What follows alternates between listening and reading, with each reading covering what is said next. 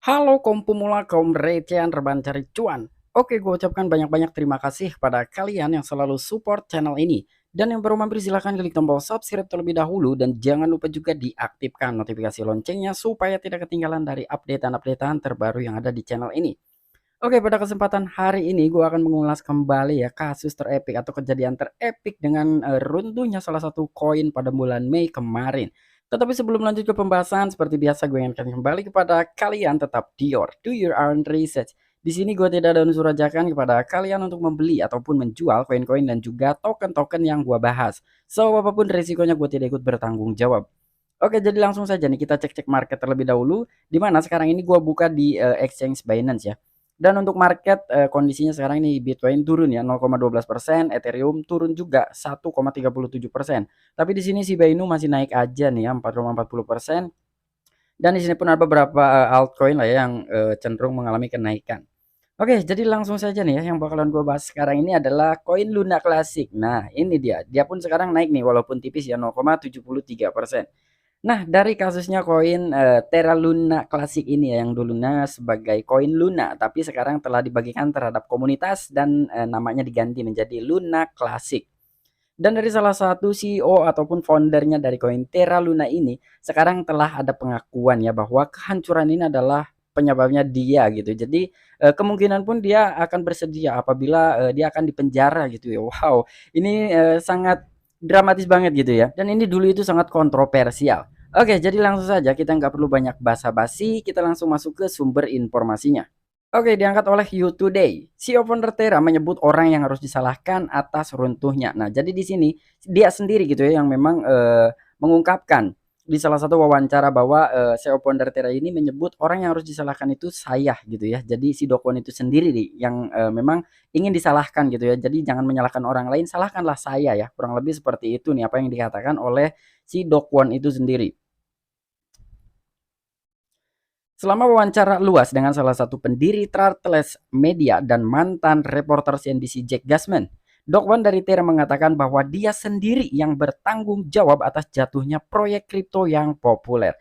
Nah, jadi di sini selama di dalam sebuah wawancara yang sangat luas katanya nih ya, dengan salah satu pendiri Trartles Media dan mantan reporter CNBC juga nih yang bernama Jack Gassman. Jadi si Dokon ini katanya dia akan bertanggung jawab atas jatuhnya proyek kripto yang sangat populer. Gimana nggak populer gitu ya? Sedangkan si Terra Luna itu kan salah satu koin top 10 juga gitu. Dan di sini katanya dia akan bertanggung jawab sendirian. Wow, apakah untuk para investor-investor yang mengalami kehancuran, yang mengalami kerugian besar-besaran, si Dokon ini akan menggantinya atau memang ini hanya sebuah pengakuan seperti ini aja gitu ya, ungkapkan belaka aja gitu ya. Tahu sendiri lah Dokon ini kan orangnya keras kepala gitu ya. Ini nggak tahu juga, cuman ini dia mengungkapkan hal seperti itulah ya di dalam sebuah wawancara bersama Trutles Media dengan juga CNBC ya. Kwon mengakui bahwa dia adalah orang yang mempresentasikan kerentanan yang mengakibatkan kecelakaan multi-miliar dolar. Wow, multi-miliar dolar tuh ya.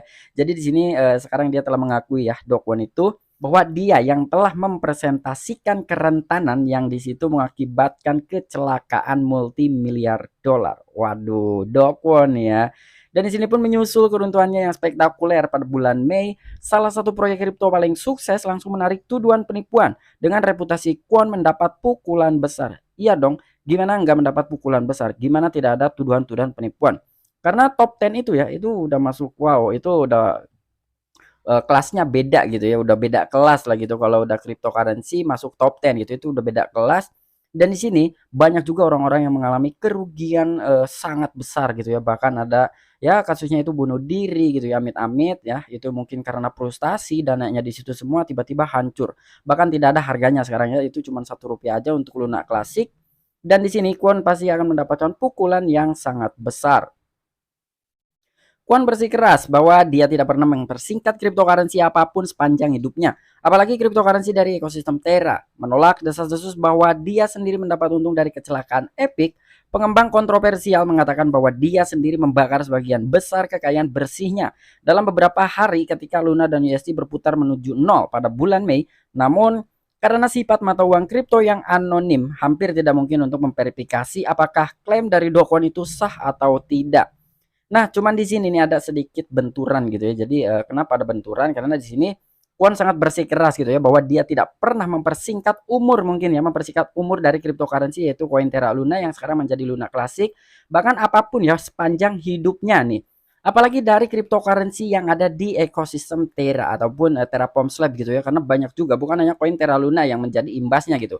Tetapi beberapa koin-koin ataupun token yang berada di ekosistem Terra itu pun sama gitu ya, itu terkena dampaknya. Tetapi di sini menurut Dokwon dia tidak sama sekali gitu ya untuk mempersingkat cryptocurrency apalagi kripto yang ada di dalam ekosistemnya Terra Luna. Dan di sini pun menolak dari adanya desas-desus bahwa dia sendiri mendapatkan untung dari kecelakaan terepik.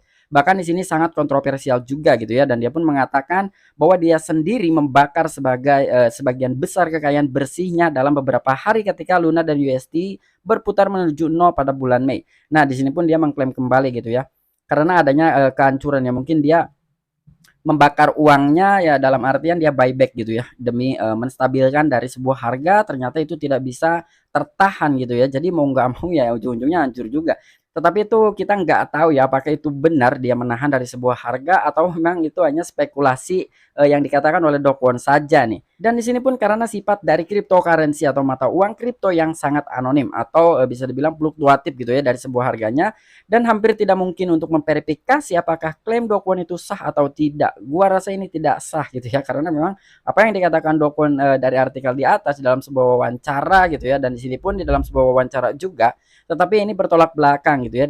Di satu sisi dia mengakui gitu kesalahannya gitu ya, apa yang terjadi di dalam sebuah kehancurannya koin Terra Luna.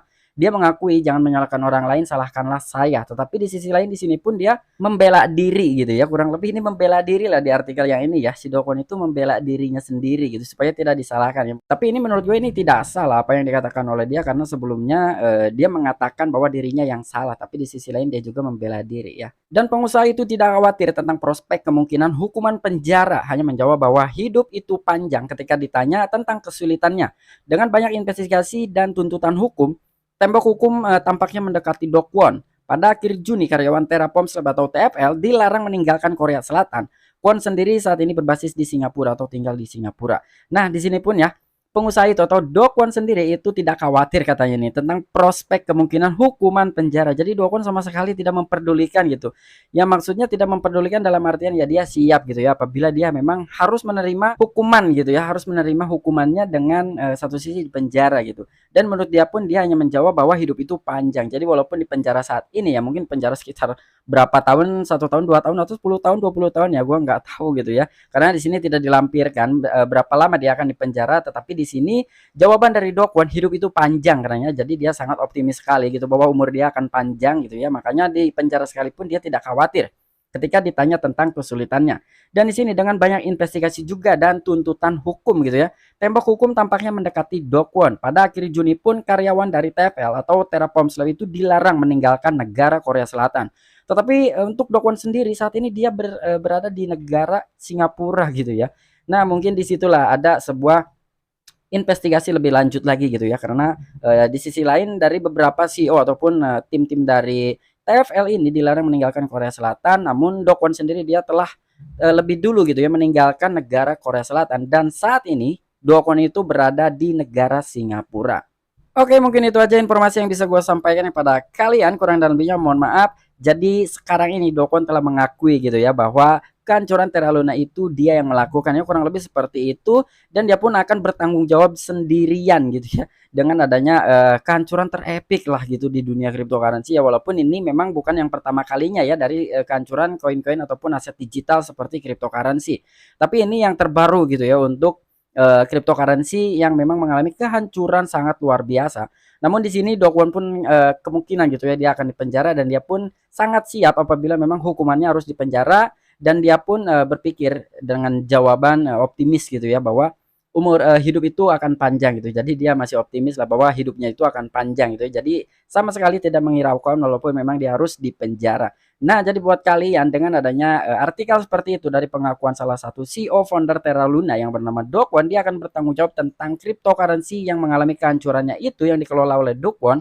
Kira-kira bisa nggak sih investor gitu ya meminta pertanggungjawaban langsung gitu terhadap Dokwon dengan catatan ya mengirimkan portofolionya gitu ya, Bang, atau ini saya rugi sekian gitu ya, langsung diklaim gitu. Kira-kira bisa nggak ya seperti itu? Silahkan tuliskan di kolom komentar. Oke, sampai jumpa. Saksikan di the next video-video gue selanjutnya. Salam cuan, salam profit. Bye-bye.